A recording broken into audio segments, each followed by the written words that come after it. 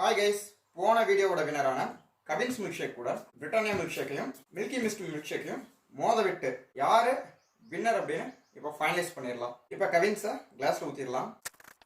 அடுத்து பிரிட்டானியா, இப்போ Milky Mist. Cavin's 180 ml, Britannia 180 ml, Milky Mist 220 ml. சரி, இப்போ மூணோட திக்னஸ் எப்படி இருக்குன்னு பார்த்துக்கலாம். திக்னஸை பொறுத்த வரைக்கும் மில்கி மிஸ்ட் தான் நல்லா திக்கா இருக்கு. மூணோட டேஸ்ட்டை இப்போ பார்த்து எது பெஸ்ட்னு இப்போ சொல்லிடுறேன்.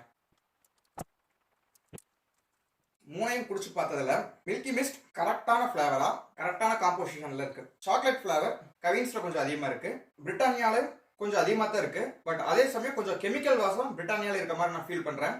ஸோ ஓவரால் பார்க்கும்போது காஸ்ட் வைஸும் மில்கி மிஸ்ட் தான் வின்னர், டேஸ்ட் வைஸும் மில்கி மிஸ்ட் வின்னர், திக்னஸ் வைஸும் மில்கி மிஸ்ட் தான் வின்னர்.